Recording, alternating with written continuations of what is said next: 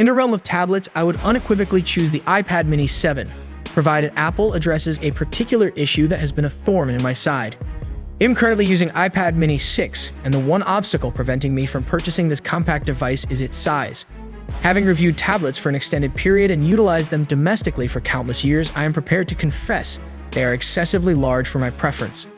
Throughout the majority of my life, this has been advantageous. I am unsure about your habits, but I find myself frequently gazing at screens. Consequently, if I am to invest in one, I desire it to be aesthetically pleasing and effortless to view. For an extended duration, the iPad Pro 2022 has been my tablet of choice. It not only handles any task with ease, but the largest Pro model also boasts one of the most impressive displays I have ever encountered on a tablet. The 12.9-inch mini LED Marvel supports HDR and possesses excellent brightness, making it a joy to view whether you're relaxing on the patio at lunchtime or unwinding in bed after dinner. However, there is a single issue. The 12.9-inch iPad Pro is too cumbersome for me to hold comfortably for extended periods. This became glaringly apparent after using one around my home, where it shines as a readily available computer for quick tasks. There is no question that the iPad Pro is the optimal tablet for many, given its prowess for gaming, movie viewing, and book reading. Yet even at a relatively light 1.5 pounds, holding the 12.9-inch iPad Pro becomes wearisome after 15 to 20 minutes. Therefore, when the time comes to purchase a new tablet, I believe I will remain loyal to Apple but gravitate towards the more compact offerings rather than the larger Pros. The iPad mini has piqued my interest as it has consistently been one of the best iPads for those who do not require a large screen, offering all the other exceptional features of an iPad in a more manageable size. With rumors circulating that the iPad mini 7 could be launched this year, I find myself somewhat thrilled at the prospect of acquiring a new iPad mini, potentially boasting new features and perhaps even exciting new colors. My newfound enthusiasm for the iPad mini is largely due to my colleague Tony's recent article comparing reading manga on a Kindle Paperwhite versus an iPad mini 6 over a week. He highlighted the comfort of holding the iPad mini during prolonged reading sessions.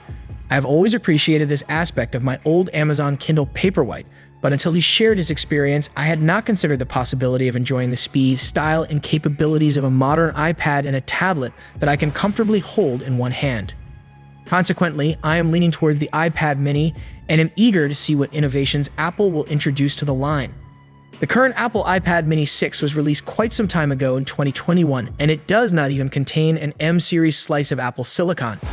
The mini is still powered by the same A15 Bionic chip found in the iPhone 13. Of course, in terms of technology, that is not particularly outdated. I still use an iPhone 12 Pro Max, which is sufficiently fast for everyday use. However, I am inclined to wait for the new model and see if Apple upgrades the iPad mini 7 with one of its sophisticated new M2 or M3 chips. A superior screen would also be a welcome addition, but while we're on the subject of desirable features, do you know what I would truly appreciate?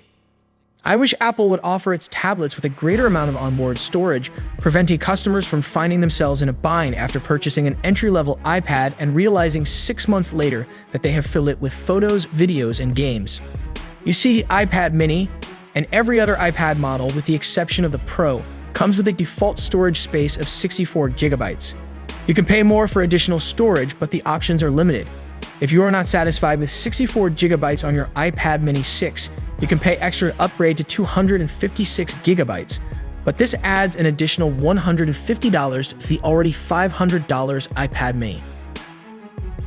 Indeed, 64 gigabytes is not insignificant, and it certainly surpasses the 32 gigabytes that Apple previously offered as the default storage on all its iPads. However, in the year 2024, 64 gigabytes does not stretch very far, and the reality is that you do not even receive the full amount. It is important to remember that iPadOS itself consumes close to 10 gigabytes, and each time you update it, you need to have an additional 5-7 gigabytes of free space temporarily available for the software update process. In practice, a 64 gigabytes iPad provides closer to 50-55 gigabytes of usable storage. This is sufficient to prepare for a brief plane journey with a few episodes of your favorite show, some games, photos, and a library brimming with ebooks. Therefore, it is understandable why Apple would market tablets with this limited amount of space, even though it will only become more valuable as the years pass and file sizes increase. Many people never require more than 50-60 gigabytes of space on their iPad. However, I do. I want to ensure that an iPad I purchased this year will remain swift and functional in 5 to 10 years, which necessitates forward thinking about all the games, movies, books, and apps I will want to install in 2027 or 2029. By that time, file sizes will likely be even larger than they are now, so I might begin to feel the constraints of having only 64 gigabytes of space. I might regret not investing an additional $150 for 4 times the storage, even though I do not believe I need the full 256 gigabytes upgrade. I would be much more content with an iPad mini offering 128 gigabytes of storage that I could purchase for a modest $75 price increase, but that is not Apple's approach. The company only sells 2 sizes of the iPad mini 6, and if 64 gigabytes is insufficient for you, the only alternative is to spend nearly $200 to upgrade to 256 gigabytes. While this is not a catastrophe, it does feel burdensome when I am aware that Apple can afford many more iPads than I can. I would prefer not to have to ponder this hard about whether an additional 192 gigabytes of storage is worth an extra $150 when I really only desire an extra 50 or 60 gigabytes, and I would prefer to pay less than $100 for the privilege. If Apple does proceed with the release of an iPad mini 7, I would be delighted to see the company resolve this storage issue by initially providing iPads with more storage, and then making it more affordable to upgrade.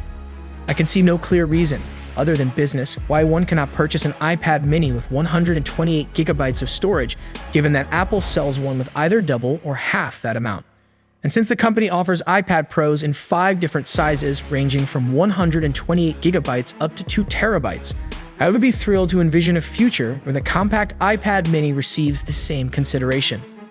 And that brings us to the end of our discussion today. Thank you so much for joining us on this journey through the world of tech. If you found this video helpful, don't forget to hit the like button and subscribe to our channel for more insightful content. Remember, every like, share, and comment helps us create more quality content tailored to your needs. If you have any questions or thoughts about what we discussed today, please leave a comment below. We love hearing from you, and your input is invaluable to us. Also, don't forget to hit the bell icon to get notified whenever we post a new video. Stay tuned for our next video where we'll dive even deeper into the fascinating world of technology. This is your Tech Guide. Until next time, peace out.